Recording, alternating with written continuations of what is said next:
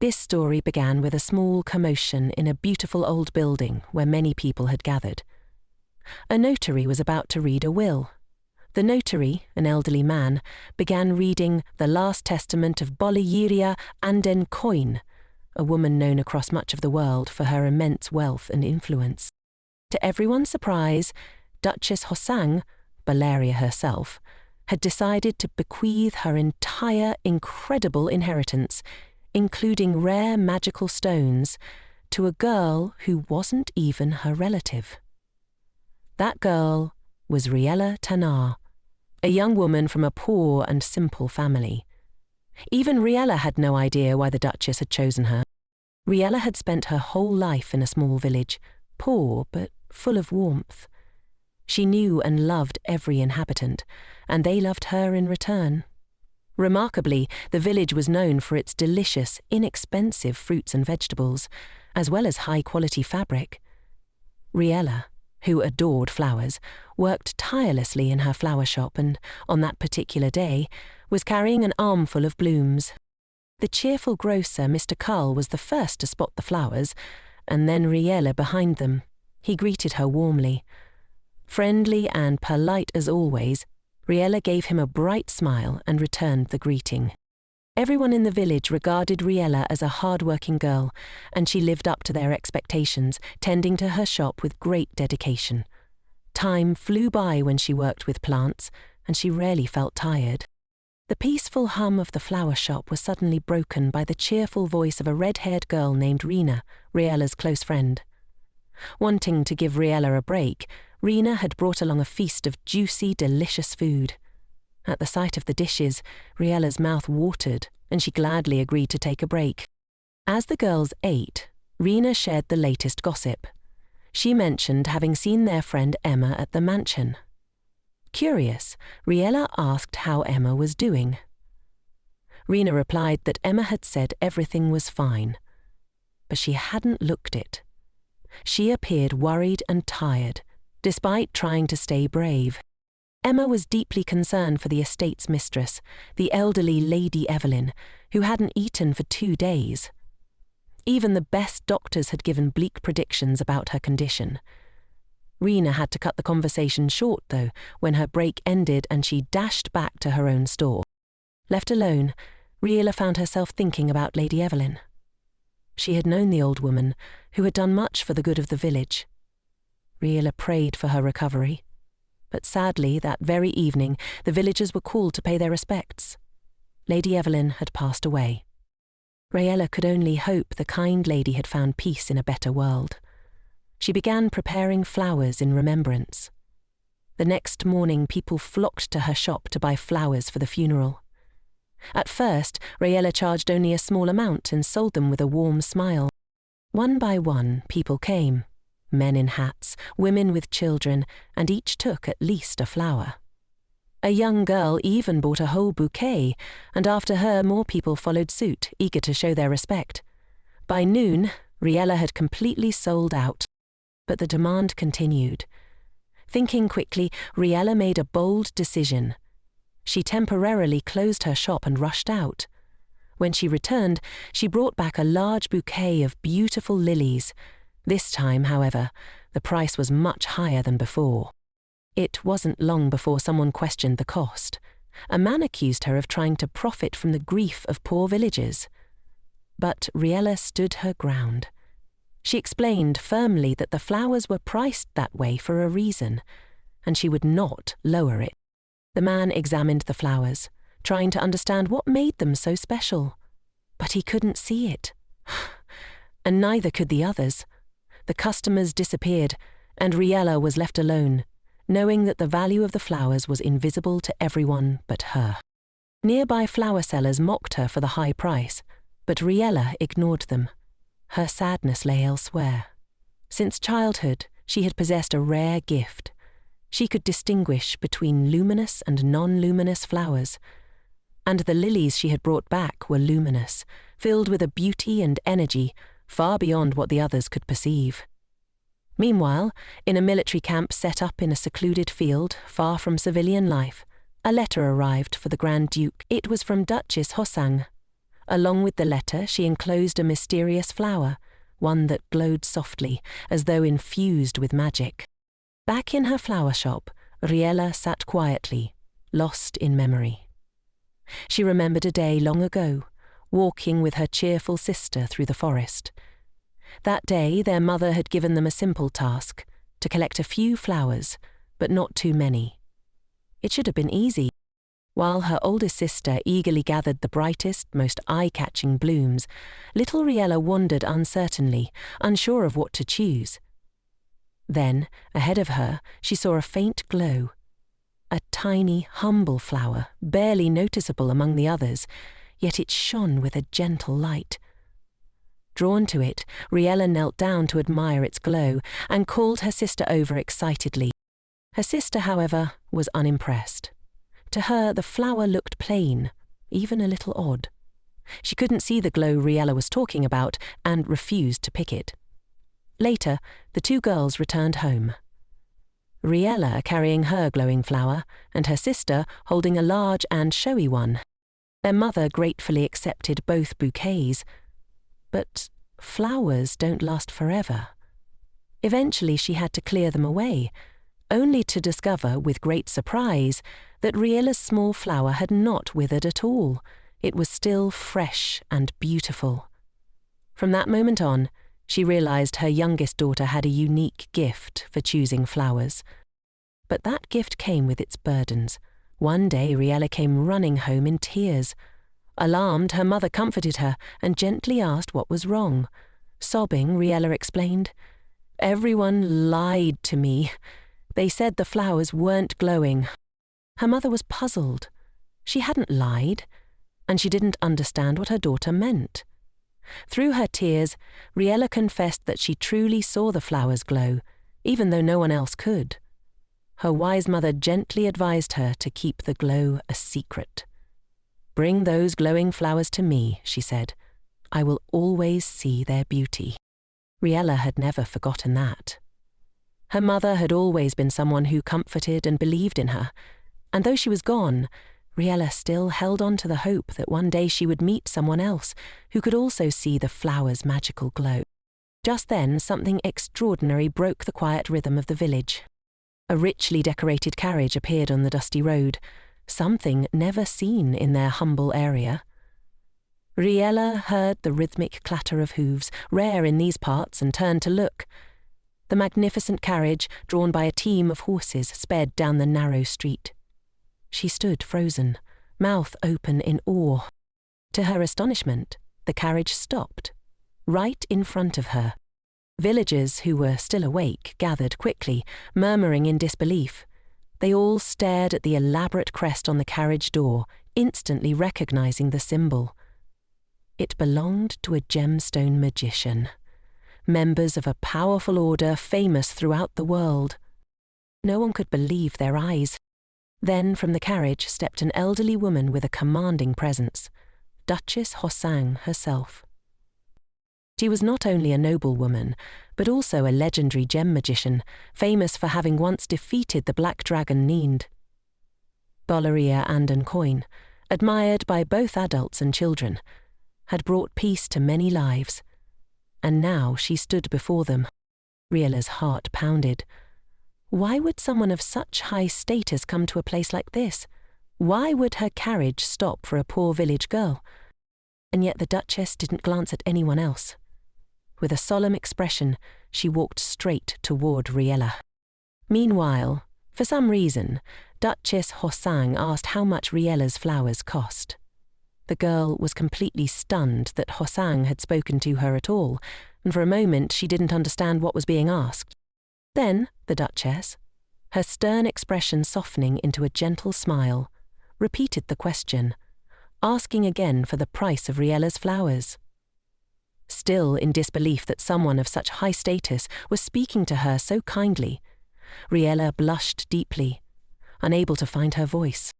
The crowd around them hissed and muttered impatiently, urging Riella to hand the flowers over for free. "It's the Duchess herself asking," they whispered harshly. Pressured by the townspeople, Riella lowered her head and said humbly that she could not possibly take money from the Duchess. The flowers, she insisted, were just a small gift, nothing more. But the moment Hoson heard those words, heard that Riella was offering her flowers for free and calling them a mere trifle, her expression changed sharply. A shadow passed over her face, and she seemed suddenly angry. She glanced down at the price tag and asked, "Why does such an ordinary flower cost so much?" Echoing the same question that the villagers had asked earlier. Before, Riella had stood by her decision with quiet confidence. But now, faced with the Duchess's sharp gaze, her courage wavered. She knew all too well that anyone who couldn't see the flower's magical glow might think she was simply trying to overcharge grieving villagers. Overwhelmed, Riella closed her eyes in fear, unsure what to say or do. But then, something completely unexpected happened. The Duchess spoke again, this time not with anger, but with a calm authority that carried through the silent crowd. "This price," she said, "is far too low for flowers this beautiful." She turned to her cheerful young assistant and asked if she agreed. The assistant nodded at once, her face lit with genuine admiration. "They are worth far more," she said. A ripple of astonished gasps spread through the crowd. The same people who had scolded Riella only moments ago now stood speechless. None of them had ever imagined that anyone, let alone the Duchess, would suggest paying more for Riella's flowers than for anyone else's. Meanwhile, the Duchess gently took the flowers in her hands, breathed in their scent, and, much to everyone's shock, named a price 10 times higher than what Riella had asked. Riella, stunned, could barely comprehend the enormous value Hoson had just placed on her flowers. "The Duchess will take them all," she announced. Nia, her assistant, immediately handed Riella a check, assuring her it could be verified at any bank. Riella, overwhelmed and confused, stared blankly at the slip of paper. For a moment, it looked as though her very soul had left her body from sheer emotional overload. Seeing this, Nia gave Riella a gentle tap on the head and urged her to count the money. Still in disbelief, Riella unfolded the envelope. The check inside shimmered with a glow she had never seen before, and she had to turn away, momentarily blinded. She had never imagined earning so much money from selling her flowers. As the villagers crowded around to catch a glimpse of the check, the Duchess asked where the flowers had come from. Riella replied, a bit shyly, that she had grown them herself. Hoson raised an eyebrow, clearly surprised. Sensing the doubt in her expression, Riella added quickly that she had nurtured them carefully in pots with her own hands. Suddenly, Hosang's demeanour changed. Her calm presence shifted into something sharper as she asked whether Riella always sold her flowers there. Riella nodded. "I cannot stay long," the Duchess said, her tone solemn once again. "I must visit an old friend." She turned to leave. Riella quickly bowed as deeply as she could, while the stunned villagers looked on. Moments later, the Duchess climbed into her richly adorned carriage and left for the mansion of her deceased friend, Evelyn. As soon as she disappeared from sight, all eyes turned to Riella. The villagers began to bombard her with questions about the flowers, the Duchess, and what had just happened. But Riella herself had no answers. Meanwhile, the Duchess's carriage pulled up in front of Evelyn's estate. The servants, already prepared for her arrival, led her inside to the room where Evelyn now rested, serene in a bed of white linens. Hoson approached, took her old friend's cold hand and whispered softly, "You lived a good and noble life." Then, from beneath her cloak, the Duchess drew one of Riella's glowing flowers and placed it gently in Evelyn's hands. The flower pulsed with light, brighter than before. And Hoson smiled. "She would have loved this lily," she said quietly. Glancing at the rest of the flowers nearby, the Duchess shook her head. "One of Riella's blooms is worth more than all the others combined." But she couldn't linger. there was still more to be done. She requested to be taken to Evelyn's legendary Room of Stones.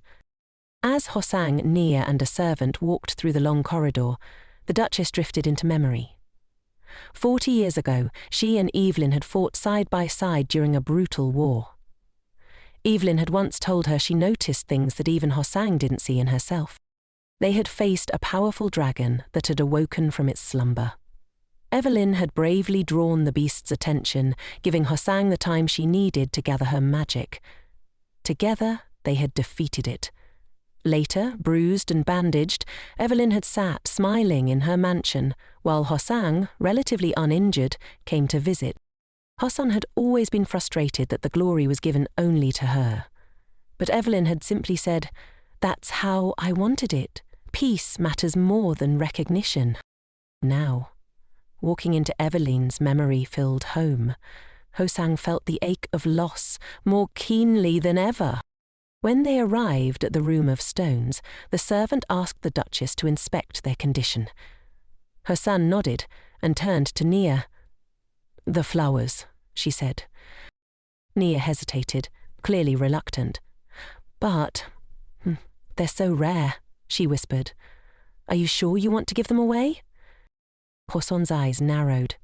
"Give them to me," she ordered. Flustered, Nia obeyed, handing them over in silence. The Duchess entered the room with reverence. To her surprise, it wasn't as dusty or gloomy as she had imagined.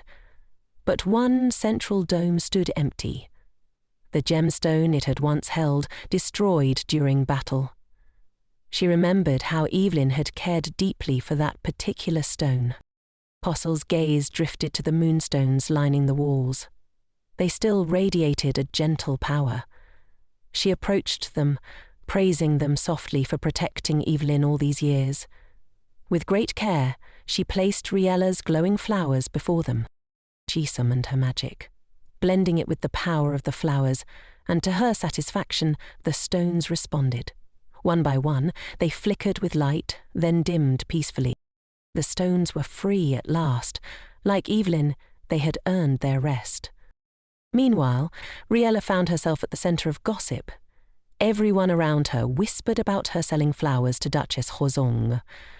But paying no attention to the murmurs, Riella quietly signed a notice board with an invitation to a memorial for Evelyn, an event she was organising entirely at her own expense. She turned to Rena for her opinion on the inscription. Rena liked the idea, which made Riella smile. However, Rena didn't understand why Riella would spend all the money she had earned from the flowers on this celebration. After all, she had worked hard for it. But Riella only replied that everyone had been kind to her all her life, and she simply wanted to give back. Rena didn't argue. She just asked Riella to bring more treats, since they'd be going on a picnic later. Riella's joy over spending her money meaningfully was short-lived. Soon after, Nia returned, putting on an emotional display.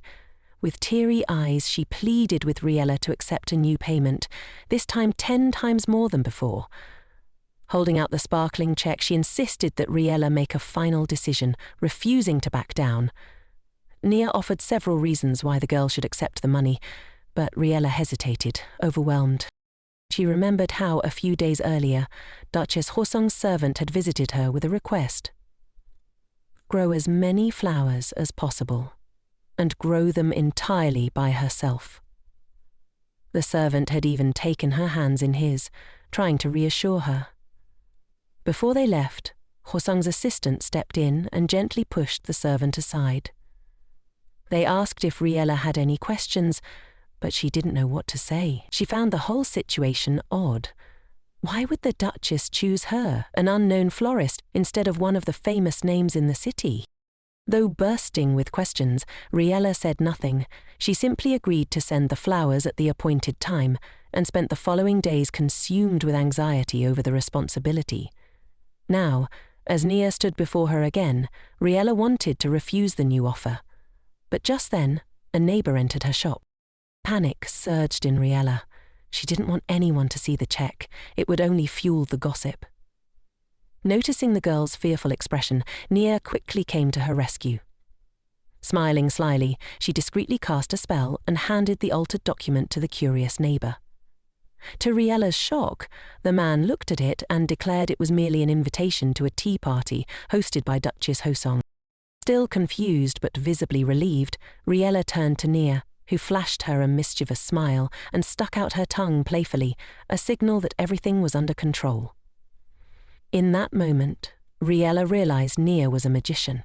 She was filled with awe and a touch of envy. Riella wasn't ready for a tea party, but Nia promised to take care of it and return to the mansion. There, she found Duchess Hoson resting in a flower garden, reading peacefully. Without turning around, the Duchess asked how things had gone. Nia, now dressed differently, bowed and said the delivery was complete and the interference had been dealt with.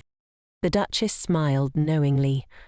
The power of the rogue sapphires hasn't been used in a long time. Nia corrected her. Illusion sapphires. I drew their strength from Riella's flower. The Duchess raised an eyebrow in surprise. The sapphires had nearly been depleted, but a single flower had fully restored them.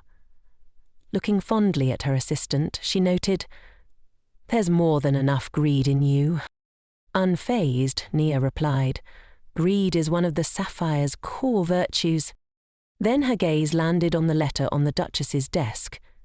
"Who's that for?" she asked. "For Archduke Haun," Hoson replied. Nia immediately grimaced. She hated that man and couldn't understand why the Duchess had anything to do with someone like him.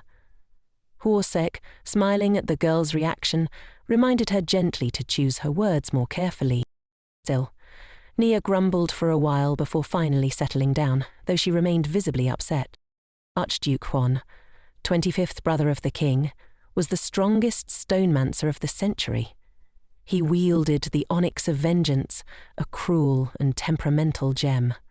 His strength was such that he had once single-handedly subdued a dragon before it could emerge from its underground lair. But none of this impressed Nia. She didn't care about Huan's achievements. Then a thought occurred to Hoson, and she smiled to herself. "I feel like playing with Huan." Nia perked up instantly. She had always dreamed of ruining the Archduke's life. The Duchess nodded. "Remember, I promised him my stone chamber." Nia gasped in protest. "You're not allowed to leave this world yet." But Hoson remained calm. At 82, she felt she had lived a good life. Nia, however, began to shout. She insisted the Duchess could live for many more years and manage her affairs just as well. After all, Huan had only taken over the northern front to ease her burdens and had somehow managed to handle both the western and southern fronts too. An unprecedented feat. But the reason for all of Huan's efforts was clear. Duchess Hoson. He wanted her to retire so he could finally take her place. 5 years ago, they had made a pact. In exchange for managing her responsibilities, Hoson would one day bequeath her stones to him. That promise still held. Sighing, the Duchess ended her recollection. She turned to Nia and asked, "When is the dragon fad expected to fall asleep?" 2 months, Nia replied, though she added that Huan's recent victories might have accelerated the timeline. The Duchess considered this. She had every reason to follow through on her promise to the Archduke. But then her gaze landed on the glowing flowers Riella had given her. She said nothing, but a new idea began to form. Without explaining, she declared, "We'll finish for today, let's rest." Meanwhile, on the northern front, the gem majors sat in a circle, resting after another battle. The Stonemancers chatted about the latest gossip, including that the dragon fleet had gone into hibernation, and that Archduke Han was trying to decipher what Duchess Hoson wanted from him, especially since she'd unexpectedly asked in a letter whether he had a girlfriend. Han grumbled to himself. First, the Duchess asked him to take her place on the battlefield, and now she was inquiring about his love life. He reread the letter several times, searching for hidden meaning, but found none. The next morning, Riella rode a carriage to Duchess Hosang's tea party, her heart pounding with nervous excitement. She was beautifully dressed and held a single glowing flower, a rare bloom that only appeared once every few decades. Though small, it was her chosen gift, one she hoped would be meaningful. Buying something with money felt inappropriate. She hoped that her flower, grown with love and care, would suffice. Upon arrival at the mansion, a gallant and impeccably dressed servant greeted her and politely asked her to wait. Riella found herself in an opulent drawing room, filled with an overwhelming spread of sweets and richly decorated shelves. The luxury made her nervous, so much so that she hardly dared to move. She questioned once again why a noble like Duchess Hoson would invite someone like her. Just as she considered leaving to fetch a better gift, a sudden, piercing scream echoed through the hall. Though Riella knew it was impolite to eavesdrop, her curiosity got the better of her, and she leaned toward the door. At that moment, the door burst open. Mrs. Camilla, the source of the shouting, stormed in and accidentally struck Riella, who had been listening at the door.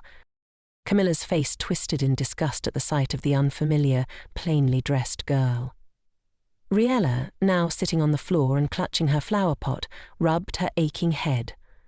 Camilla, full of fury, demanded Riella be removed, along with her dusty pot.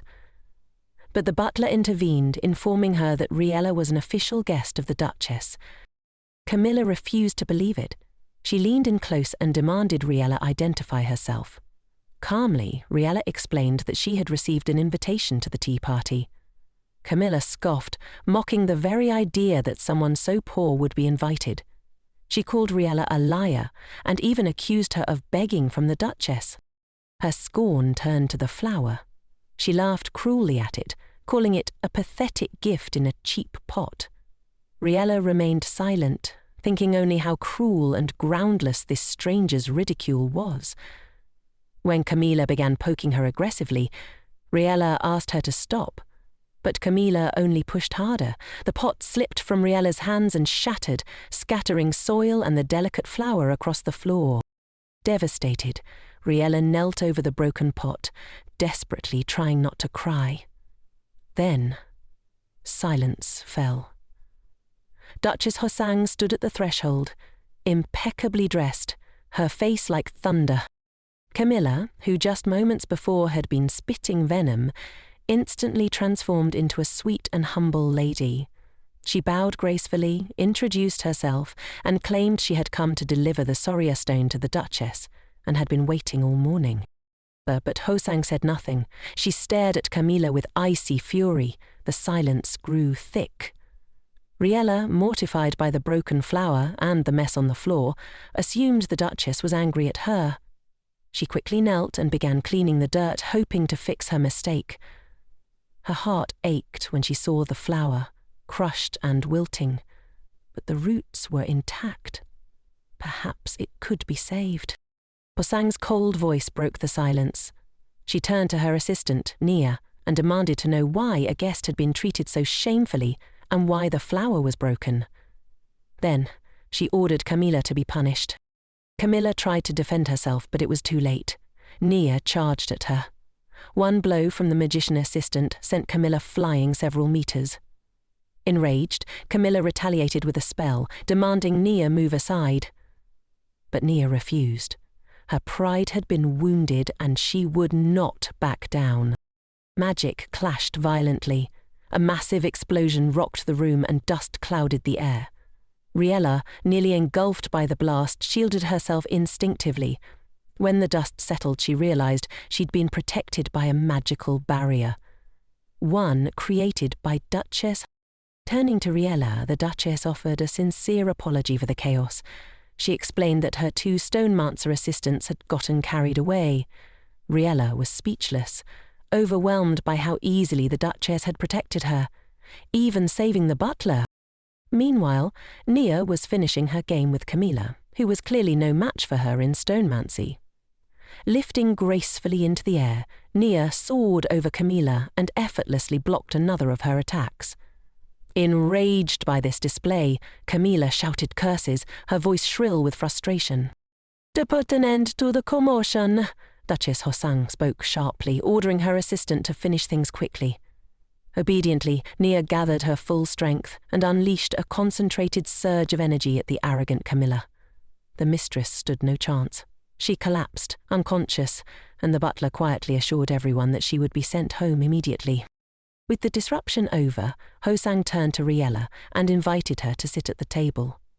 She asked gently if the girl had been frightened. Riella tried to insist she was fine, but her trembling hands betrayed her. Watching her, Nia grumbled that she would have ended things with one blow if she'd known Riella would be so scared. Still, Riella put on a brave face and insisted again that everything was okay, which earned her soft smiles from both Nia and Hoson. With a sigh, the Duchess apologized for the chaos and expressed regret over the damage to Riella's gift. But Riella, ever kind, began consoling everyone instead, assuring them that she would bring a sturdier, more thoughtful gift next time. Nia, smiling mysteriously, remarked that she knew Riella would say something like that. Then she stepped aside to reveal something unexpected. The flower, whole and undamaged, back in its pot. Riella gasped in surprise, barely believing her eyes. She quickly realized that this miracle had something to do with the power of the stones. Hoson nodded and explained that Nia had used the rovra, a restoration stone capable of repairing small damages. Lifting a teacup to her lips, the Duchess added that glowing Riella flowers, like the one Riella had brought, could greatly enhance the stone's power, sometimes even beyond the physical space they occupied. Stunned, Riella processed this new information. Then a thought struck her. Did the Duchess also see the glow in the flowers? Hoson confirmed with a slight smile and suggested they move to the garden for a longer conversation. In the fragrant garden, surrounded by lush greenery, Riella spoke openly about how she'd begun to see light in flowers and how she had kept this strange ability to herself. She explained how much she'd hoped the flower she brought would please the Duchess. Hoson listened intently, then spoke solemnly. That kind of flower should not be consumed. Confused, Riella asked what she meant. Instead of answering directly, Hoson asked Riella how much she knew about stone-mancers and their stones. Riella mentioned the famous battle with the dragon Neon, which she had read about in the newspapers, and also spoke of the Archduke's struggles. The Duchess nodded. Riella's knowledge of the basics was solid. She then explained that all stones have different properties and limited energy. Their power is not infinite, and once depleted, a stone can fall into hibernation. To illustrate, Hoson used Nia's illusion stone and conjured a magical display for Riella. A breathtaking vision so realistic that Riella reached out and touched one of the butterflies fluttering nearby. But as the stone's energy was exhausted, the illusion faded, and the stone became dormant. Curious, Riella asked how Nia had used the stone earlier, if it was already asleep. Hoson explained honestly, glowing flowers like the one Riella had brought could awaken even sleeping stones. Originally, such flowers were extremely rare and dim, but now Riella's glowed brighter than any seen before. Realizing the implications, Riella asked if it was possible to awaken all dormant stones using these flowers. But then a shadow crossed her face. What would happen if others learned how to grow them? Would she be imprisoned or forced to grow them forever? To her surprise, Hoson was taken aback. She asked why Riella wasn't trying to profit from such a valuable ability. Riella admitted she was afraid of being locked away and used. Quietly, the Duchess admitted that she was tempted by the flowers, but locking someone away to grow them was far too cruel. She had no intention of doing that. Relieved, Riella exhaled deeply. She wasn't in danger. She could continue her life freely. Finally, Hoson said with a small smile that she'd like to be friends with Riella, but their paths in life were too different. Then, out of nowhere, she asked, "Do you have a boyfriend?" Riella blinked, completely thrown by the question. After everything that had just been said, she didn't even know how to answer. Meanwhile, Archduke Han had just returned to his mansion from the front lines, exhausted and longing for some rest. The battles had taken a toll on him, but so had the endless visits in the capital, where every nobleman seemed to arrive with the same goal, to marry off his daughter to the Archduke. Han, however, had no interest in marriage. He cursed his own prestigious lineage, which had turned him into one of the kingdom's most eligible bachelors, even though he had long since renounced his claim to the throne. Still, the fathers remained relentless. In Han's mind, the political matchmaking felt more draining than the battlefield itself. As he brooded, the door suddenly burst open. His younger brother, grinning ear to ear, had arrived. Having heard rumours that the Archduke was reconsidering the throne, the brother playfully accused him of treason. He dropped into a chair and, still teasing, said that if Han really wanted the throne, he should say so directly. Han grimaced and waved the idea away with disdain, declaring that he wouldn't take the throne even if it were handed to him. His brother was surprised Han had even returned to the mansion, but he welcomed it, since he had business to discuss. The topic soon turned to the dragon Flyard, who had unexpectedly fallen into Slima much earlier than anticipated. Han was intrigued, and his brother looked pleased. It meant they could continue developing the northern region. Just as the prince was about to say more, he stopped mid-sentence.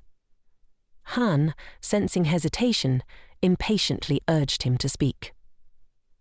With some reluctance, his brother asked whether it was time for Han to finally settle in the capital, at least while he still had the freedom to travel.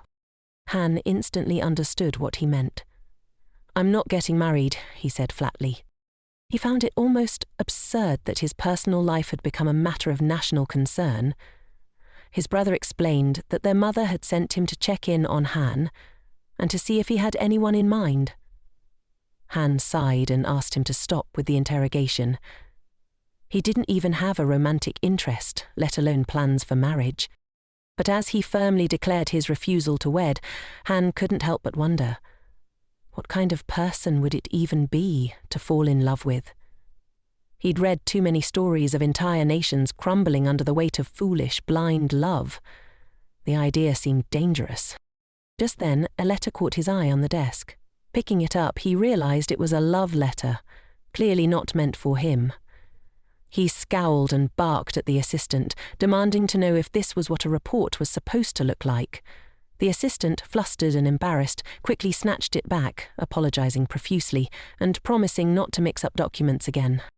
Han remained irritated, though more with himself than anyone else. The assistant was clumsy, yes, but unfortunately irreplaceable. Finally, unable to keep it in, Han declared loudly to everyone present that he had no intention of starting any kind of romantic relationship. At the same time, Duchess Hosang's assistant, Nia, had decided to visit Riella, whom she had come to consider a friend. Riella was delighted to see her, even if the visit momentarily pulled her away from work. Nia noticed Riella struggling to move the large notice board and, to her surprise, effortlessly lifted it on her own. "Where do you want it?" she asked cheerfully. Riella blinked, assuming the feat was due to the power of stones. But Nia laughed and said it was all her own strength. Amazed, Riella thanked her and Nia offered to help with anything else she might need. As the two worked together in the flower shop, Nia reminded her that they still had to head to the mansion soon. Once their tasks were complete, the two girls climbed into the carriage and set off for Duchess Hosang's estate. A month had already passed since Riella met Hosang and received permission to come to the garden to care for the plants. It had all begun when the Duchess was once brought a batch of flowers in poor condition. While the servants looked on in dismay, Riella confidently offered to revive them. Unbothered by their state, she enthusiastically asked that the plants be given to her. The Duchess considered the request, and Riella promised to return every flower in good condition. Hosang allowed Riella to take the flowers for their recovery, which made the girl extremely happy. But that wasn't all. The servant soon showed her even more flowers in need of care. At every new delivery, Riella gazed at the wilted plants with greedy determination and begged to take them all. Eventually, Riella found herself standing before a mountain of flowers needing restoration. Though glad she had no idea how to transport them, seeing this, the Duchess proposed a better solution. Riella could simply come to the garden and tend to the flowers there. Josang added that she would be happy to have someone care for the plants, and Riella eagerly agreed, promising to do her best. Then, unexpectedly, Hosang asked Riella for another favour, to help write letters. Riella immediately agreed. The Duchess was pleased. Having someone to handle correspondence would greatly simplify her life. The next morning, Archduke Han returned to his office after a grueling night at work. Without much thought, he tossed his jacket onto the sofa and began sifting through his letters. Among them was one from Duchess Hosang. He always read her letters immediately, though often they left him confused. From the first few lines, he realized this one was stranger than usual. The letter spoke of a beautiful new tree in the Duchess's garden, a pond with lotus flowers in the greenhouse, kittens, and even crows. None of it made sense, and to Han it seemed more like poetic nonsense than an actual message. Even the handwriting was unfamiliar. Still, he was certain it came from the Duchess's estate. Han read on, hoping it was a code. The letter ended with a warm request for him to take care of himself. That gave him pause. Then came the postscript. Hosang's eyesight had deteriorated, so someone else would be writing her letters from now on. Han realized immediately it wasn't Nia. She wouldn't have even tried to write something like this. But apart from Nia, Han didn't know anyone else in the Duchess's mansion who might have written it. That same day, the new letter writer, Riella, visited a kind woman known for baking delicious buns. The cook warmly welcomed her and proudly presented her culinary creations. Riella admired the treats, and when the cook suggested she bring some along for tea with the Duchess, she gladly agreed. When Riella arrived, the Duchess greeted her warmly and again asked for help writing a letter. Riella asked if it should be like before, just writing about anything.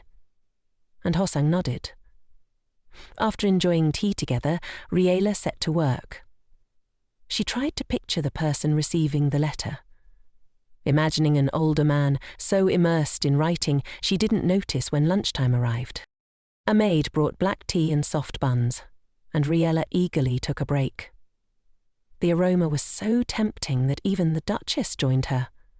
The maid described each delicacy in detail, and Riella tasted them with delight, feeling like she was eating the food of the gods.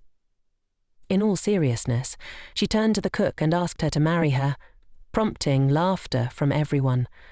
Then she begged to be adopted instead, just to keep eating the treats. Hosang and Nia chuckled, watching Riella's endless energy. That evening, Archduke Han visited one of his military camps to assess the situation. While discussing matters, he received another letter from Duchess Hosang. His subordinates remarked on how frequently she wrote to him lately. Han quietly took the letter and retreated to his tent, where he made himself comfortable and opened it. This letter described delicious cheese buns recently baked at the Duchess's mansion. Reading about such peaceful domestic life made Han smile. It felt worlds apart from the front lines. That night, he fell asleep early, and his assistant quietly made sure no one disturbed him. Meanwhile, back at the mansion, the Duchess called for her assistant to help her to bed. Naya came immediately. Behind them, two maids whispered about Hosang's worsening health. The next morning brought a flurry of activity in the kitchen. Everyone praised Madame Melda's baking. The same buns Riella had adored. Despite the compliments, Melda remained humble, hoping only that the Duchess would enjoy the food. Many noticed that Hassan had become cheerier thanks to Riella's presence. Yet beneath the surface there was unspoken concern. The Duchess's time was running short. Everyone feared that if she passed without an heir, the mansion would fall prey to the greedy stonemancers. The Duchess, aware of her fading strength, felt protective of Riella and didn't want her entangled in future conflict. One night, Hosang suddenly woke. Nia, who was nearby, noticed right away. The Duchess asked if anything had happened, but all was quiet. Nia shared that Riella was doing well with the flowers and a letter had arrived from Han. Hosang asked for it to be brought and for the lights to be brightened, but Nia hesitated, explaining the lamp was already as bright as ever. The Duchess understood. Her eyesight was nearly gone. She smiled gently, accepting what was to come. Nia began reading the letter aloud, but soon suspected it wasn't written by Han. Still, she read on, adding her own sarcastic commentary. Han had written that he hoped to return to the capital soon and that he wished the Duchess well. Nia pouted at his early return, but Hosang only chuckled. Then the old woman wondered aloud, what if she changed her will? Nia lit up, begging her not to let Han inherit anything, just to see his shocked expression. The Duchess didn't promise anything, but drifted into memories of Han's childhood. She remembered how he used to cry in frustration when he couldn't win their sword fights, vowing to grow stronger. Eventually he disappeared from the mansion, dedicating himself to becoming powerful. The Duchess hadn't seen him for years. She missed him, though she couldn't change who he had become. Only she truly understood the reason behind his tireless effort. Now, lying in bed, the Duchess knew her final lesson for Han would be the most important. She summoned Nia and asked her to call the lawyers. It was time to make a will. She also requested that Riella not be invited to the mansion for a month while the legal affairs were handled. The next morning, Riella waited anxiously at the gate. She hadn't been allowed in the mansion for a month. She remembered the day Nia came and gently told her she could only visit the greenhouse for now. Riella had worried she'd done something wrong, but Nia couldn't explain, though Riella guessed the truth. Her days without the Duchess were quiet and dull. Eventually she learned from another gardener that Hosang had been meeting with lawyers and allowing no one inside. A few weeks later the summons finally came. When Riella entered, she was startled by the Duchess's condition. Hosang greeted her with a weak smile, glad to see her. Her eyesight was nearly gone now. She could only tell Riella was crying by the sound of her voice. The girl wept openly, heartbroken to see the once strong woman so frail. Riella eventually calmed down and apologized to the Duchess for her outburst, explaining that she hadn't meant to cry. In response, Hosang also apologized, realizing how worried the girl must have been during the long silence. With a soft smile, she invited Riella to spend as much time with her as possible. The girl agreed at once. Nia, who had been quietly watching from the side, remained silent but looked visibly saddened. Soon after, Riella was given a room in the mansion, not far from the Duchess's own chambers. Though she worried that her presence might be a burden, her desire to be close to Hosang outweighed her concerns. She decided to stay. While Riella sipped her tea, the Duchess continued her work with the lawyers, avoiding contact with anyone else for the time being. Watching the endless discussions, Riella concluded that lawyers were unbearable and hoped never to deal with them herself. The lawyers, for their part, assured her they had no desire to exhaust the Duchess, but they had little choice. That evening, Hosang invited Riella for another conversation and began sharing stories from her past. Riella listened attentively. When the Duchess struggled to recall where they'd left off last time, she began to guess. Riella playfully pretended to be offended, but quickly reassured her, not wanting to cause worry. Hosang was genuinely surprised by the girl's teasing, something she hadn't experienced in a long time. And her smile, rare and sincere, revealed how much she appreciated it. Encouraged, Riella began to share a story of her own. It wasn't about dragons or magic stones like Hosang's usual tales, but the Duchess enjoyed it all the same. Over time, Riella learned that in her youth, Hosang had been quite headstrong, stubborn to a fault according to her stories.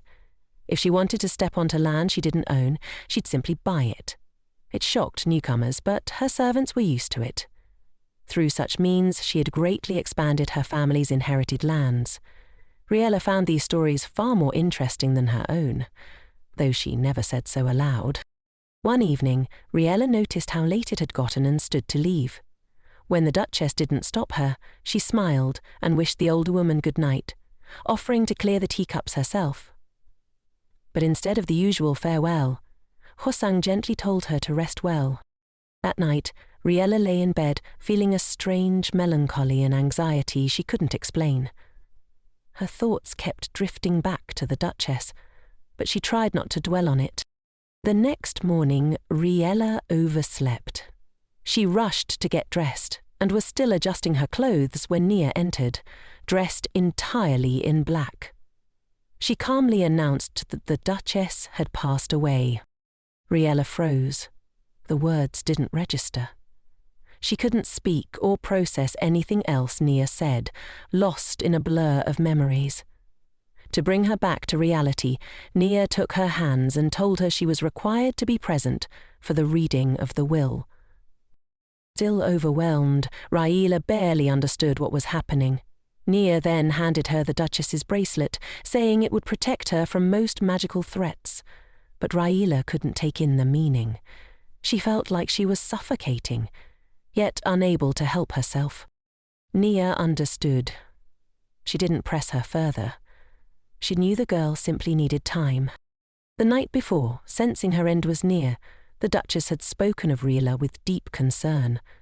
She also sighed about Han, knowing he would be angry about her will, but she had no plans to change it. Instead, she turned her attention to Nia.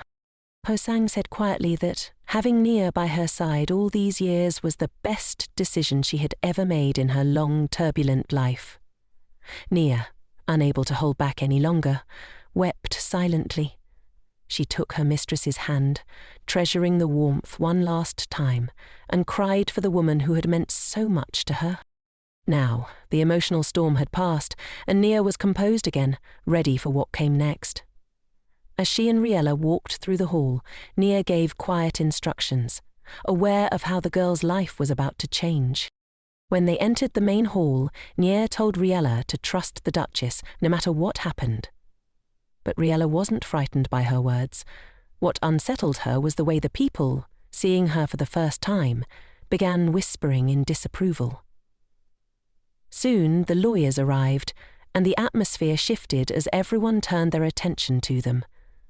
The notary, who was to read out the Duchess's will, asked for everyone's focus before proceeding. Once he had confirmation, he began reading slowly, following all the proper protocols.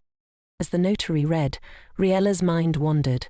She wondered how much longer she needed to stay, feeling out of place. The elderly man followed the rules meticulously, reading each word carefully, which only seemed to heighten the anticipation in the room. The guests, aware of the Duchess's vast wealth, anxiously waited, hoping to receive even a portion of it. Amid the proceedings, Riella's thoughts kept drifting to the Duchess, and a wave of sadness washed over her. She struggled to hide it, wishing to remain composed. As the notary reached the financial details, Riella could hardly focus her thoughts elsewhere. Just as she was about to leave, Nia gently grabbed her hand, asking her to stay. Reluctantly, Riella returned to her seat, still feeling disconnected. Then the notary announced that the Duchess had bequeathed all her property to one person. A stir rippled through the room. The guests were shocked. None of them had anticipated such an outcome. The whispers started almost immediately, everyone hoping the inheritance would be theirs and not someone else's. The notary tried to quiet the room, but the excitement was palpable. When the noise finally died down, he continued, revealing that the entire inheritance was to go to Riella. Riella froze. A deep fear gripped her. Surely there had been a mistake. As the people around her began to murmur indignantly, some questioning how someone like her could be the sole beneficiary, Riella's heart raced. One man even started a rumor, claiming that the stones were meant for Archduke Haun, not Riella. In the chaos, Riella remained silent, hidden in her own fear, grateful that no one seemed to notice her too closely. But then, one of the men recognized the bracelet Riella was wearing. The same arm-felt pearls that had belonged to the Duchess. He called out, and everyone turned to look. The loudest of the voices from earlier immediately demanded to know where Riella had gotten the bracelet. It became clear that she was indeed the one who had inherited everything. People started whispering and eyeing her suspiciously. Nia quickly came to Riella's side, hugging her and urging her to ignore the crowd. With a sharp glare, Nia silenced the room, and everyone instinctively stepped back, unnerved by her intensity. One man huffed in displeasure, but soon turned away. Meanwhile, in the mansion of Archduke Haun, the servants were in turmoil. They had been searching for their master, worried about his well-being. Haun's youngest assistant was nearly in tears, asking if the master was truly alive. Others, accustomed to his long absences, grumbled at the fuss. Just as they were about to spiral into panic, the door opened, and Archduke Han entered, unbothered. He explained that he had left a note, but the servants were still concerned, especially since he had been in the dragon's lair, a place known for being dangerous. Seated at the table, Han was handed a pile of letters, and upon reading one, he learned that the Duchess had passed away 4 days earlier. He was shocked, especially since he had expected to see her again. The letters also revealed that all of her property was to be inherited by a girl named Riella, a name he hadn't heard before. Intrigued, he decided to find out who she was and why everything had gone to her. The next morning, Nia knocked on Riella's door. When she received no response, she entered. Riella had a busy day ahead, and Nia had hoped to wake her early. As she approached the bed, she heard Riella whispering the Duchess's name in her sleep, tears slipping down her face. Nia, feeling a pang of sadness herself, hesitated for a moment, missing the Duchess too. But there was no time to mourn. Nia quickly woke Riella, noticing her swollen eyes from crying. After comforting her, Nia hurriedly prepared Riella for the day, sending her to breakfast before emotions could overwhelm her again. The hearty meal helped revitalize Riella, and she felt a little better, ready to face the challenges ahead. At the breakfast table, a pile of papers was placed before Riella, detailing her newfound inheritance. The lawyers explained that it would be impossible to go through everything at once, so they recommended reading it gradually. Meanwhile, Nia and the butlers had managed to deal with the disgruntled guests, sending them away after the will was read. But for Riella, the real challenge had just begun. The inheritance wasn't just limited to the mansion. It included wheat fields, farms with livestock, and the vast surrounding territory. There were also jewels, money, and magical stones. The sheer scale of it all was overwhelming, and the lawyer grew exhausted just reading through it. Riella, feeling the weight of the responsibility, hesitantly raised her hand. "Is it possible to refuse all of this?"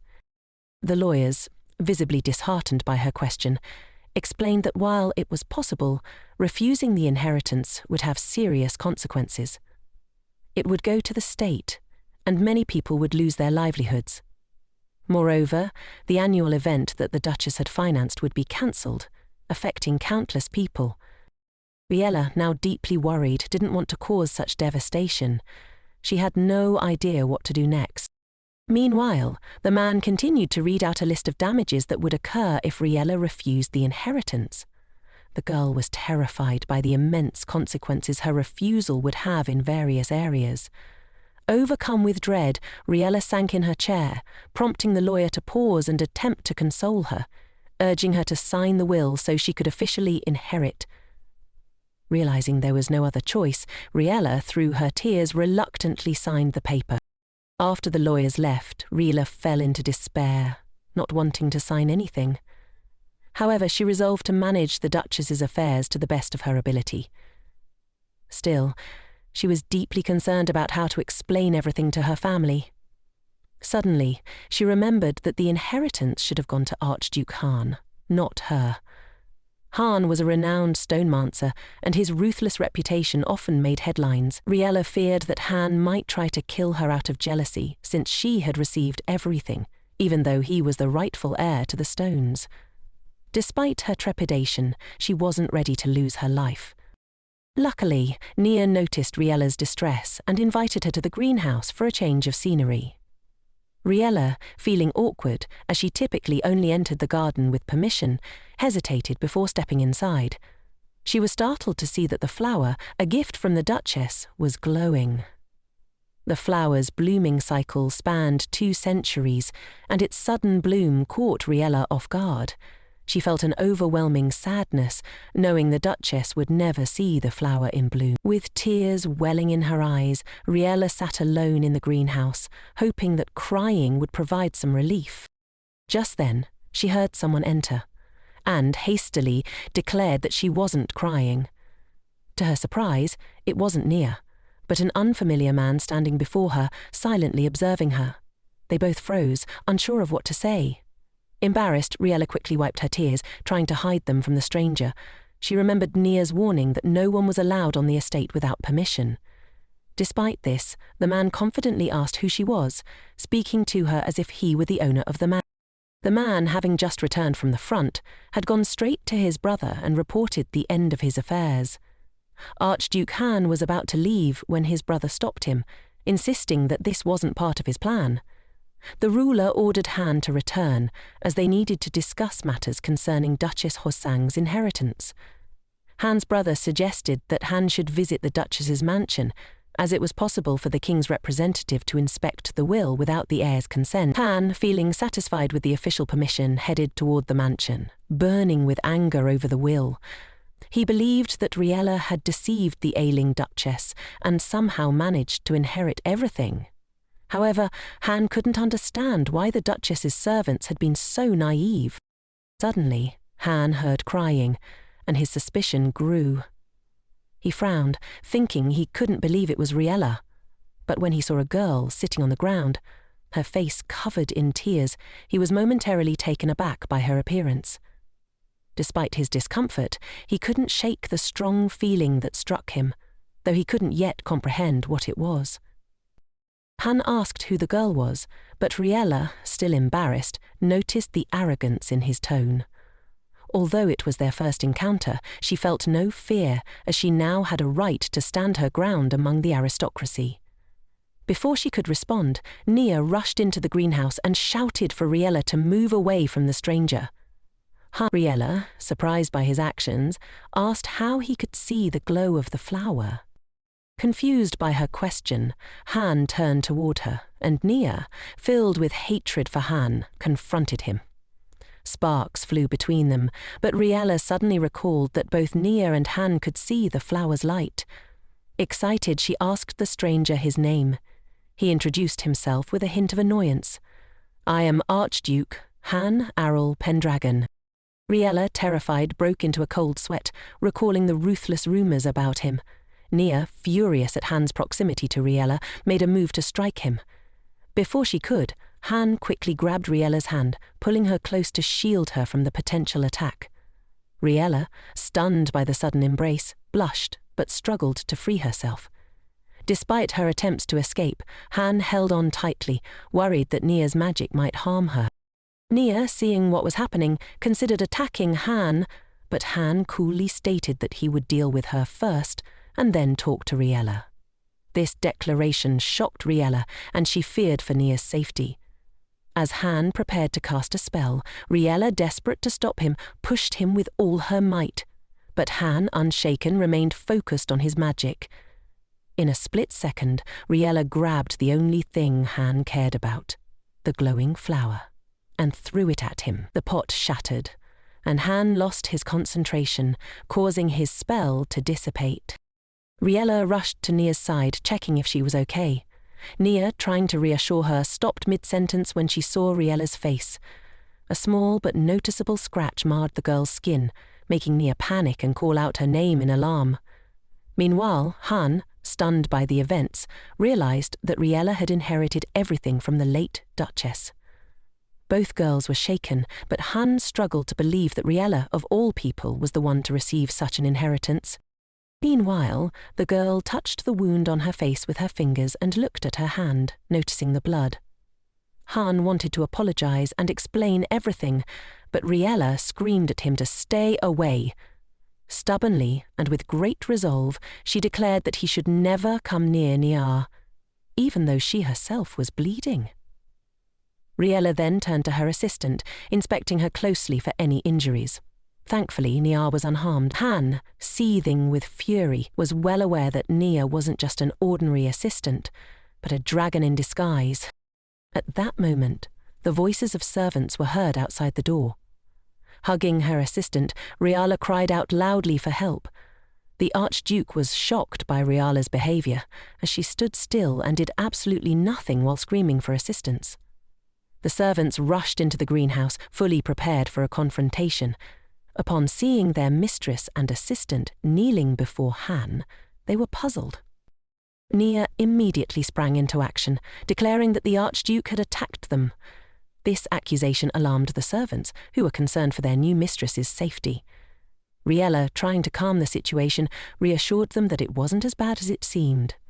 However, when the servants noticed the blood on her face, they became enraged and turned toward Han, demanding an explanation. To Han's surprise, the man who had fought dragons without fear began to retreat under the pressure of an ordinary assistant. Meanwhile, Neo quickly took Riella into a room to heal her wound using the magic of stones. As they closed the greenhouse door behind them, Neo turned back to Han and stuck her tongue out at him, mocking his predicament. Later, Han found himself sitting in front of Riella's lawyers, forced to listen to their reprimands. They informed him that his actions had almost resulted in a serious offence by overstepping his authority as an inspector, which was unacceptable. Han only half listened, his mind preoccupied with Riella's condition. In the middle of the lawyer's next sentence, Han snapped out of his thoughts and asked what they were discussing. The lawyers, with a sigh, explained that Riella wasn't seriously hurt. Han breathed a sigh of relief, but the lawyers were frustrated, believing that he should have apologized properly. Despite their reproaches, Han remained composed and asked to speak with Riella personally, stating that he had come as an inspector. Meanwhile, Riella was seething with anger at Han for harming Nia. Though Nia remained calm, secretly pleased by the situation, she carefully treated Riella's wound. However, Riella was determined not to calm down and insisted on demanding an apology from the Archduke. Nia advised against it, especially for her own sake, as she and Han were in a deep conflict. Remembering something from the past, Nia's mood shifted and she grew quiet. The girl, overwhelmed by emotions, asked Riella for permission to leave the room and ran off. Riella, observing this, realized that Nia's reaction was likely due to Han's presence. Though she had promised herself to speak with Han for the sake of a peaceful future for Nia, she couldn't shake her fear of him. Meanwhile, Nia, having mastered her emotions, made her way to the Archduke's temporary chambers. Though she had no desire to speak with him, this was the final wish of Duchess Hoson. With politeness, Nia knocked on the door before entering the room. Han, standing with his back to her, turned around, and to her surprise he wore an apologetic expression. This only served to irritate Nia even more, as she realized she couldn't leave just yet. Seeing his assistant standing before him, Han's expression shifted to one of anger. Realizing an opportunity, the Archduke prepared to use his stones, but Nia, quick on her feet, found a way to defend herself. For now, Han was forced to refrain from taking drastic action. He clicked his tongue in frustration, calmed the stones, and turned away, asking why Nia had come. Nia, remaining calm, responded without being provoked. She tossed a moonstone to Han, revealing it to be the shadow crystal, which was the only inheritance he had received from Duchess Hoson. Han found it odd that the Duchess had not left any paperwork, but instead had handed him the stone. Curiosity piqued, he quickly realized there must be something more to it, and shook the shadow crystal to activate it. To his surprise, the image of Duchess Hoson began to materialize in front of him. When Han saw her, he was stunned by how much she had aged, remembering her as much younger. Meanwhile, the image of the Duchess created by the crystal began to speak, and Han listened intently. The Duchess expressed her joy at how upset Han seemed over the will, which only fueled his anger. The Archduke began to show his indignation, but the image of Hoson explained that she simply wanted to see him angry. This only made Han more furious as he looked at the taunting message from the already deceased Duchess. After a brief laugh, the image of the Duchess became more serious and moved on to discuss the will. Hosang explained that it was foolish for the Archduke to hope she would willingly bequeath everything to him. Instead, he should have forced her to make a decision in his favour before she met Riella. Without hesitation, the Duchess revealed that Riella had the ability to grow glowing flowers, a fact that astonished Han. However, Nia left the image to explain the rest, as the crystal's duration was running out and they needed to hurry. Hosang continued, recalling how she had devoted her entire life to working with stones, something she had no regrets about. However, when she met Riella, the Duchess fell in love with the child and realized she could pass on much of her own knowledge. That day, Hosang decided that Riella would be the last gem in her collection. The only way to protect her was to leave her all her inheritance. Han anxiously wondered what would happen if Riella met a malicious stonemancer instead of the Duchess. The Duchess then posed a question that confused Han. Why was she even telling him all of this? She explained that by looking at Nia, she realized neither the assistant nor Han himself could harm Riella. Hosang added that Nia and Han shared one thing in common, which shocked both of them.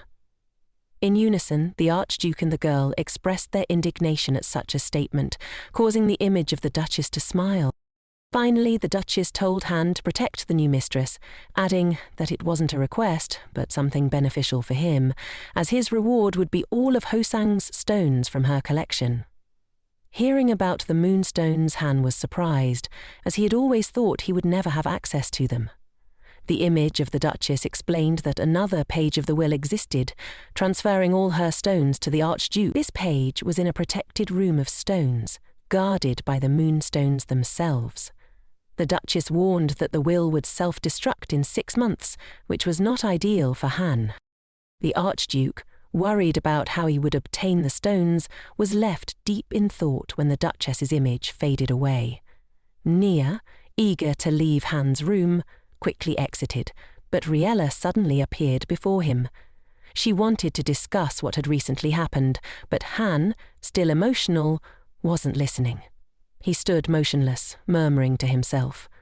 Riella asked what he was doing, but Han, without answering, sharply turned and pressed her against the wall. He declared that he would receive all of Hosang's inheritance, including Riella. After speaking those words, Han wondered why he had said such things out loud. Before he could say anything else, Riella silently turned and walked toward the door, saying nothing. When she reached the door, she opened it, smiling angrily, and politely told Han to leave. Left with no choice, the Archduke complied and left the room. Riella then went to study with Nia, exhausted but determined to learn. During her free moment, she thought back to Han's words, which she considered selfish. However, she couldn't understand why he had restored the flower she threw at him earlier. At first he defended her, then later behaved aggressively, leaving Riella unsure of what to make of him. Suddenly, a maid burst into Riella's room, breathless, only able to say Han's name. Meanwhile, the Archduke was in his mansion, unaware of what was being said about him in Riella's mansion. He recalled the expression on her face when she had said goodbye to him, and unease crept in, though he couldn't understand the reason for his emotions. His thoughts were interrupted when the Queen decided to visit him. Han immediately greeted her politely, kneeling, and she invited him to sit. The Queen, sensing something was troubling the Archduke, asked what was bothering him. Han became embarrassed, not wanting his feelings to be so obvious. The Queen didn't offer immediate advice, but instead took a moment to sip her tea and think. After analysing the situation, the Queen suggested that Han marry Riella. Han was caught off guard and nearly choked at the idea. He didn't understand why he would marry the new mistress of the Hosang mansion. The Queen explained that the girl was beautiful and now had an excellent inheritance, specifically the stones. Ensuring that they remained with Riella was a prudent move. Though Han admitted that the Queen's words made sense, he still resisted the idea of marriage. After some thought, Han realized that the Queen was concerned enough about him that he needed to do something. His mind wandered to a public ball a few years ago when he refused to let anyone get close to him. An assistant had tried to show him some attractive girls, but he hadn't cared. Then, a girl named Steron approached him. She introduced herself as a recent graduate of the Stonemancer exam and was clearly nervous, bowing in front of him. Steron, still embarrassed, asked Han for advice on moonstones. Han sighed but allowed her to speak, causing Steron to beam with happiness. As they spoke, Steron's father watched from the sidelines, pleased by the interaction. A little later, the old man got drunk and began boasting to others that the Archduke and his daughter were getting along well, and their marriage was just around the corner. He was happy even if Han renounced the throne, as it wouldn't affect his grandchildren. Han later heard about these rumours from his faithful assistant, who had grown tired while handling the situation. Han thanked the assistant and from that point on avoided any more balls, preferring to act alone to prevent further misunderstandings. Meanwhile, the Queen reasoned that while Riella could be considered a lady, she was still a commoner. Han recalled that the right of inheritance was not granted to children born of marriages to commoners, which benefited the woman.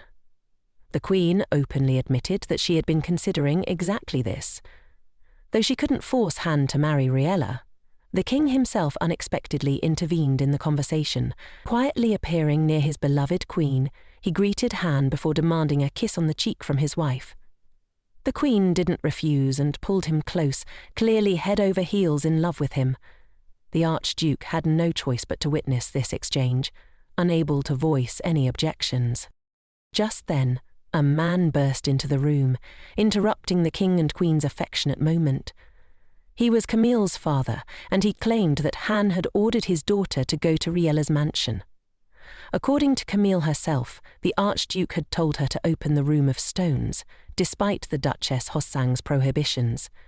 Meanwhile, Riella was running as fast as she could to the main hall of her mansion, where all the activity had frightened the maids. She feared something serious might be happening, and didn't even listen to the assistant who had arrived running, unaware of the full situation.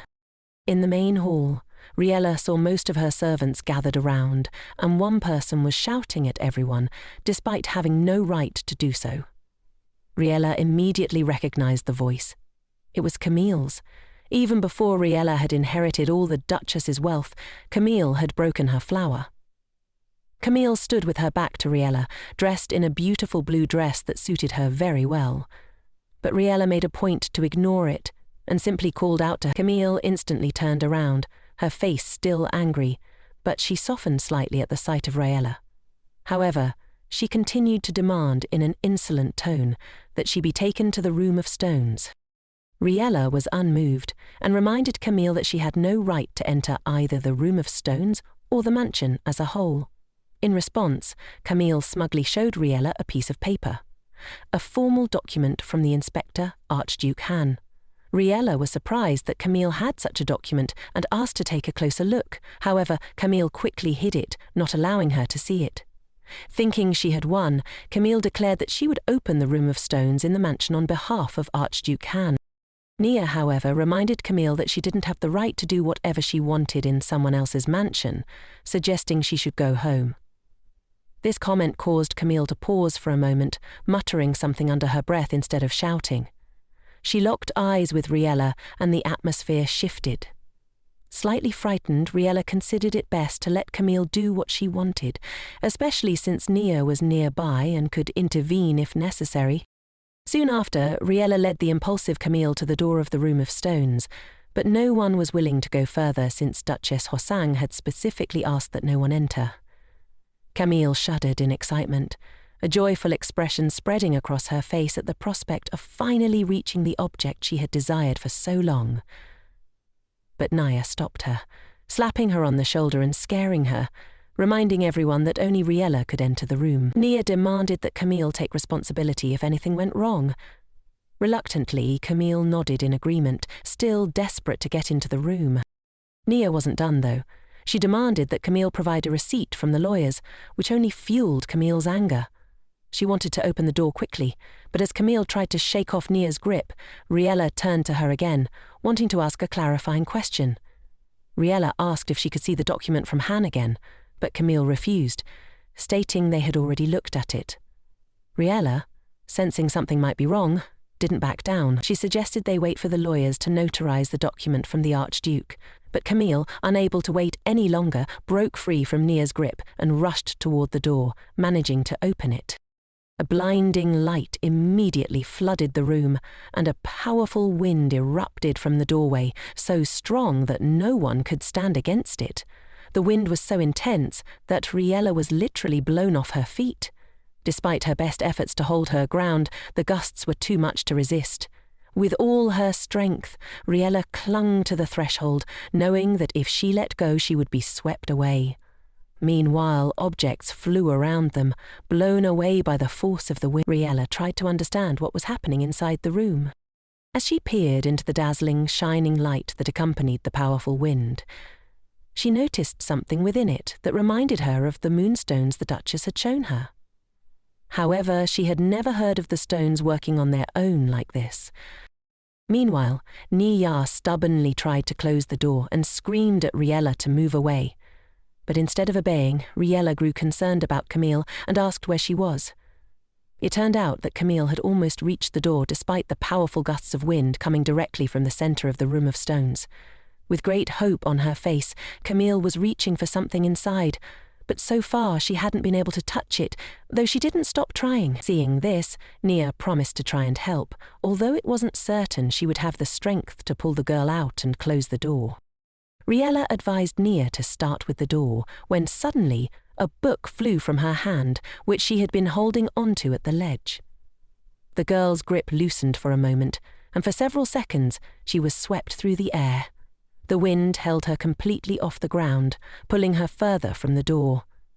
As Riella realized how quickly she was being carried away, she understood that landing would hurt. To her surprise, however, the fall wasn't as painful as she had expected, for she landed on something soft. She then heard a man's voice asking if she was hurt. When Riella opened her eyes, she saw that she was lying on a man. She raised her head and realized it was none other than Archduke Haun himself who had saved her. Riella was surprised but didn't have time to dwell on it, quickly remembering Camille in the room of stones. She asked Haun to save her. The Archduke agreed, helped her to her feet, and told her to hold on tightly to him until he calmed the wind. Riella noticed the wind became much calmer as Haun stood in front of her, which was very reassuring. She obediently closed her eyes as he had asked. With her eyes closed, Riella could still sense the powerful wind, the roaring sound, and the light emanating from the stones in the Duchess's room. She realized that in this situation, she had no choice but to trust Haun and not doubt him. Holding on to him, she felt her hands shaking from fear, so she clung tighter to him for comfort. Haun, while protecting her, couldn't help but notice how small she was. Yet he never lost focus on his spell. Meanwhile, Camille was still struggling with Nia, trying to prevent her from closing the door, as she hadn't yet gotten what she was after. Unexpectedly, Haun walked past the two girls and told them not to interfere. In a few quick moments, the door to the room of moonstones was closed, and everyone, except Camille, felt relief. Camille, however, fell into despair at the closed door. Nia, shaking herself off, couldn't help but marvel at the Archduke's strength to withstand such a fierce wind so easily, even if it was aided by the stones. Haun then approached the defeated Camille, who had no strength left to move. He knelt before her and noticed that Riella still had her eyes closed, pressing slightly against him. The Archduke told Riella she could open her eyes. Haun then glanced at the document Camille had brought and immediately understood the situation. Trying to keep his voice steady, he explained that forging a signature was a serious crime, and Camille had lied about having Haun's approval. Camille had no defense, since she indeed had forged the signature, so she remained silent, sitting on the floor. After a moment of waiting for a response, Haun stood up, telling Camille that the situation would be investigated and she would be held accountable. A heavy aura of tension hung around Camille, who kept her head bowed low, and no servant approached her to offer help. Only Riella noticed that Camille was quietly murmuring, "Mother," under her breath, though no one else heard it. Later, Han called a meeting of 3 people, himself, Riella, and Camille's father, as he wanted to deal with the situation. Camille's father agreed with the Archduke, admitting both his and his daughter's guilt without question. Han escalated the matter further, recalling that Camille, the minister's daughter, had forged the signature of a royal family member, a serious crime. He added that the new mistress of the mansion could have been harmed by Camille's actions, which Riella was surprised to learn Han cared about.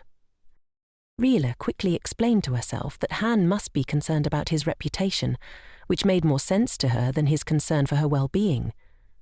However, she couldn't help but glance at him, curious to see his true emotions. When she looked, she saw more of a noble knight than a stone-hungry stonemancer. Pam suddenly asked aloud why Camille was so obsessed with the stones, especially considering rumours that this wasn't the first time she had tried to open the Room of Stones. Riella thought for a moment, remembering Camille's words and actions, and speculated that it might have something to do with Camille's mother. This assumption shocked Camille's father, who was momentarily speechless. When he recovered, he became grim, barely holding back tears, but he stayed silent. Han noticed the minister's reaction and demanded that he immediately reveal all the information.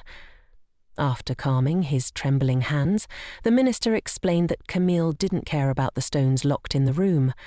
What she wanted was one stone, one that contained memories. The moonstones recorded everything around them, and in the Duchess's room was an image crystal that held the memory of his wife, a former stonemancer. The minister apologized, his voice trembling as he recalled the past. He explained that when Camille was just 2 years old, her mother passed away due to a weak body and overexertion. The minister couldn't believe she was gone, so he collected all the crystals that contained her image. However, the images on the crystals didn't last forever. Eventually, each stone only had one reproduction of his wife's likeness. He was upset.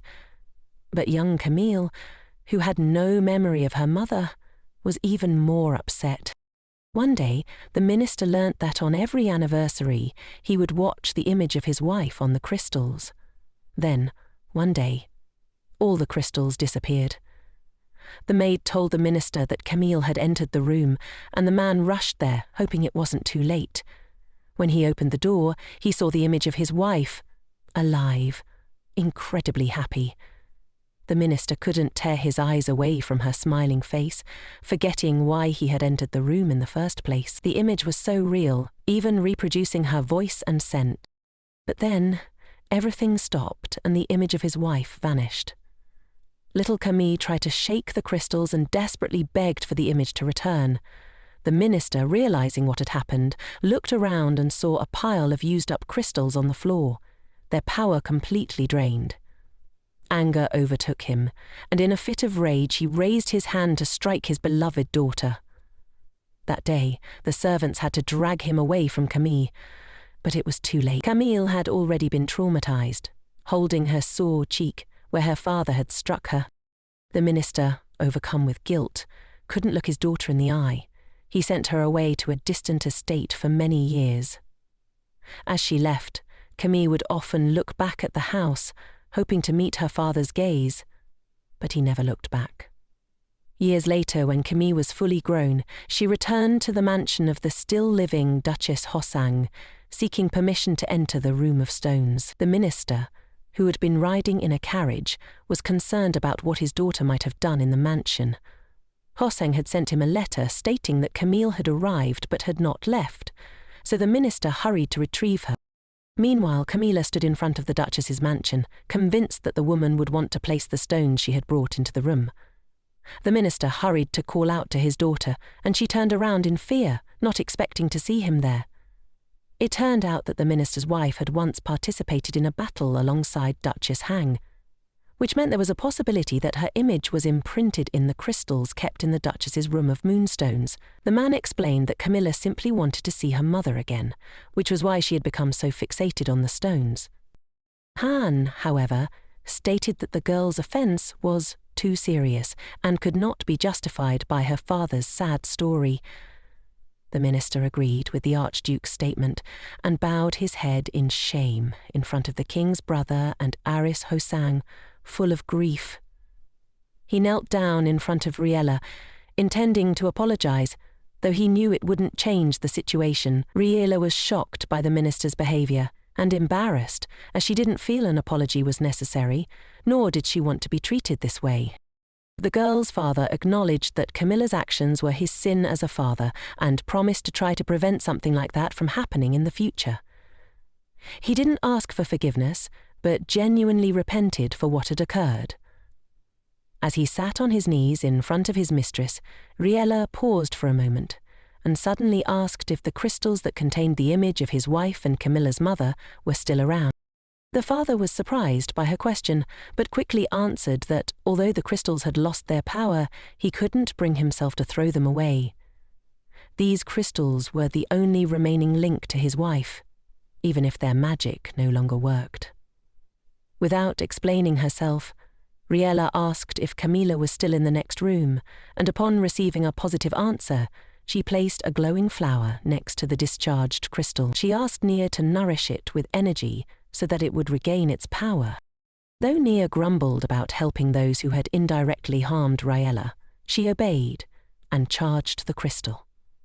Once everything was ready, Riella tidied up the remnants of the flower and asked the minister to call Camilla into the room. Neither the father nor the daughter had any idea what Riella was up to. Camilla entered the room with suspicion, but when she saw what was inside, her doubts immediately gave way to tears of joy. In the middle of the room, the image of her mother appeared, released from the now charged crystal. The woman, dressed in a wedding gown, smiled radiantly, as if she was happy to meet her daughter again. Camilla, seeing her mother for the first time, couldn't contain her tears. The beautiful woman in front of her seemed so real, so full of life. Overcome with emotion, Camilla whispered, "Mom," over and over, then cried, even though she couldn't hold her mother in her arms. She sat next to the image, wanting to be as close as possible. The minister, seeing this, also couldn't hold back his tears. He had loved his wife dearly, and was grateful to see her again, even if it was only in this way. The only one not emotional was Han. He stood calmly, watching the tearful family reunion unfold. Once the emotion settled, the minister asked Riella why she had helped them. She replied that she couldn't leave them in such despair.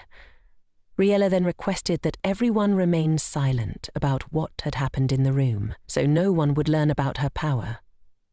The Archduke suddenly became embarrassed, as a thought crossed his mind that he was in this situation because of the woman he loved. But he didn't want to be in love at all, and he began to offer that Riella could ask him for anything, but the girl quickly pushed the minister towards his daughter so they could talk. The father approached Camilla awkwardly, unsure how to start a conversation after so many years. Camilla, still crying, admitted that she knew she looked foolish and didn't think they needed to discuss it, but the minister didn't want to offend her. Instead, he asked for her forgiveness, which surprised the girl. He invited her back to the mansion, offering to talk more when they returned because there was too much to say. Camilla bowed her head gratefully, as she had longed to hear these words, but had never been able to communicate with her father. As Camilla turned to leave, she suddenly turned to Riella, surprising the girl. Camilla apologized for her previous misunderstandings, to which Riella quickly responded that it was fine. However, Nia grumbled, suggesting that Camilla could have apologized better after everything she had done. In the end, Camilla returned to her mansion in the arriving carriage, saying nothing else to anyone. Riella sincerely thanked the Archduke for his help, though Nia, still behind her, insisted that Riella could have handled everything herself. The lady told Han that if he ever needed anything, she would come to his aid, but it was better not to ask for anything too difficult. In response, the Archduke stated that he already had a request, and it wasn't someday, but right here and now. He asked her to prepare a room because he would be staying at Riella's mansion from that moment on. Both girls flinched. The assistant wanted to deal with the Archduke and have him leave, but Riella stopped her, reminding Nia that Han was of higher status. Han explained that he needed to stay for her safety. Even though Riella had a protector in Nia, she was forbidden from attacking people, which meant she wouldn't always be able to help. Riella tried to defend her assistant but couldn't say much, as Han's reasoning was still valid. He made the point that if anyone found out about Riella's ability, it could be disastrous for her. The girl was frightened by the possibility, but was most surprised that Han knew about her. He explained that the Duchess had told him in a separate will. Riella didn't believe it at first, so she asked Nia. The assistant confirmed that Han's words were true, leaving Riella with no choice but to allow him to stay for a while, even though she didn't want to. Later, the Archduke explained that the Duchess was sure he wouldn't harm Riella, which was why she shared information about her abilities with him. Although Riella didn't fully believe Han wouldn't take advantage of her abilities, she was more convinced by his promise. However, she insisted that Han had said any stonemancer would take the flowers, so why wouldn't he? Han explained that his only interest was in knowing which stones were in the Duchess's room. Riella was still uncertain, thinking the Archduke was taking too much upon himself after she had once accepted his help. She remembered that Han was Hoseong's successor, and the room could indeed mean a lot to him. But she wondered if there was a way to avoid giving him a room, and whether lawyers could help her with this. She looked at Han with an innocent, thoughtful expression, surprised to see him staring back at her. When their eyes met, he immediately turned away, pretending nothing had happened. Riella decided he was just worried about her ability, and Han, realizing he didn't know how to talk to girls except for business matters, became embarrassed. Riella hoped that the lawyers would help her get the Archduke out of the mansion, but to her surprise, they supported him staying. The men explained they were just concerned for her safety, leaving everything to Han. One of the lawyers even mentioned that having the Archduke in the mansion would make it easier to open the Duchess's stone room. Riella had earlier said she didn't want to open the room, which Han overheard. He became curious and explained that the risks of leaving the room closed were higher than opening it. It was better to handle it now. Riella didn't fully understand the danger, so she asked Han for clarification. He kindly explained that the stones in the room were very powerful and could easily get out of control. Over time, even the room itself could weaken, which worried Riella about the Moonstone Room's safety. Meanwhile, Haun explained that if the room weakened, several stones could potentially get out of control at once, which would endanger the entire kingdom. He continued to reason that it was unlikely that Duchess Hosang would want all her precious stones to remain forever locked away in that room. The guy mentioned that, in some ways, he agreed with Riella, and also believed it was better not to disturb the Duchess's memory, so that more of her legacy could be preserved. However, the stones in the room, if used correctly, could greatly benefit the people around them, and therefore should not be allowed to fade into oblivion. At this point, the discussion about the stones was put on hold, and the lawyer reminded Dirt, in order to move to the mansion, the Archduke would need to gather his things from his estate. Hound was surprised that he had to pick up something, so the man clarified that the Archduke would have to work with documents at Riella's mansion. The Archduke was not entirely satisfied with the current situation, but he had nowhere else to go. He genuinely wanted to stay in Riella's mansion. Riella, just as much as Hound, was uncomfortable with the arrangement. The lawyers made it seem as though they should live together, not just help each other. Han had received everything in this manner and was now confused, as he had initially intended to simply defend the new mistress in the Room of Stones. A little later, the Archduke's personal assistant brought all the necessary items, and they stood on the street discussing where to put everything. Riella watched from the window of her room, surprised. Until recently, she hadn't believed the Archduke would really move into her mansion. She confided in her assistant that she was worried about his move, as she had no idea how to communicate with him. Nia immediately began to console the mistress, while also helping her prepare, advising her on how to ignore Hound. As Riella walked around the mansion, she saw Hound, along with the lawyers, sorting out business matters and handling everything with ease. She stopped outside the door, surprised by how easily the Archduke could fit into the life of the mansion. Riella realized that her first impression of him was wrong. He was very different from the persona he tried to project. While she stood near the door, a man's voice suddenly called out her name, indicating that he knew her. She turned around to see the Archduke's assistant, who introduced himself as Pooh. He explained that he would be staying at the mansion while Hound was there. Riella felt overwhelmed by the unfamiliar man's energy as he continued talking about letters arriving for the Archduke. He quickly excused himself, leaving the girl in shock at his talkativeness. Before leaving, Pooh handed Riella a letter. She thought about how different he was from Hound, then opened the envelope. What she read inside the letter frightened her so much that all other thoughts vanished, replaced only by concern over the contents. Riella immediately ran to find her assistant, knowing only Nia could help her address the new problem described in the letter. Later, the Archduke finished his work for the day, bid the lawyers goodbye, and dismissed them until the next morning.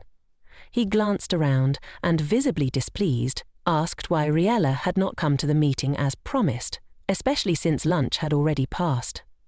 Pooh, standing nearby, recalled that the maid had reported that Riella, along with Nia, had urgently left the mansion, which was why she hadn't made it to the meeting. Hound immediately grew angry, declaring that such behavior was far too dangerous and that he should have been informed so he could accompany the girls. However, looking at the angry Archduke, the lawyers thought that he, in fact, was the most dangerous person in the kingdom. Meanwhile, in great haste, the coachman drove the horses as Nia and Riella were riding in his carriage. They were in a rush, but thanks to the coachman, the girls made it on time. Still, Riella continued to worry, reproaching herself for almost forgetting about such an important matter. Nia, who had also read the letter given to Pooh, wasn't as frightened and tried to console her mistress, suggesting that the letter could have been much worse. However, Riella remained anxious as the letter informed her that her flower shop had been closed for a long time, and if it continued, she would be disqualified from the flower competition. Nia, in a lighter mood, reminded Riella that it had been a while since they visited the village, and Riella could finally see her friends, the villagers she knew so well, and who knew her just as much. Riella became serious and asked her assistant to carry out their agreed-upon plan. Nia was thrilled to take on the task and promised to perform it to the best of her ability. As they drove through the village, all the residents turned to look at them with interest, as they had never seen such a carriage in these parts. After circling the area to find the best place to stop, the coachman took the girls to a flower shop. As Nia and Riella got out of the carriage, local boys nearby immediately recognized Riella and began spreading the news that she had arrived in the village. Rumours spread quickly, and before Riella could even enter her store, she was surrounded by a crowd of acquaintances, all asking different questions. Most of the chatter focused on the fact that Riella had received a rich inheritance, which meant she was living very well, but continued to lead her usual life. Riella, to some extent, was prepared for such rumours, but it still bothered her that the villagers would inflate any information and discuss it for a long time. Initially, she had been careless, tending to the mansion's greenhouse, when she suddenly discovered that the morning newspaper was nowhere to be found. Riella had been eager to read the news about the village and the surrounding area, so she searched the mansion for her assistant to inquire about the missing paper. When she finally found Nia, she learned that Nia had deliberately withheld the newspaper to keep her from becoming upset, but Riella insisted on reading it. To her surprise, she found a host of rumours about herself in the newspaper, most of which were completely untrue. Astonished, she turned to Nia and asked if everyone in the village seriously thought such things. Nia didn't have an answer that would reassure her mistress. Riella thought that if she had even the smallest part in spreading these rumours, she wouldn't be as upset as she was now. After a moment's thought, Nia came up with a brilliant idea. They could invite a restaurant to the mansion, so Riella could release her frustration by enjoying some delicious food. At first, Riella thought Nia was joking, but later she was surprised to find tables set with gourmet food that hadn't been prepared in the mansion.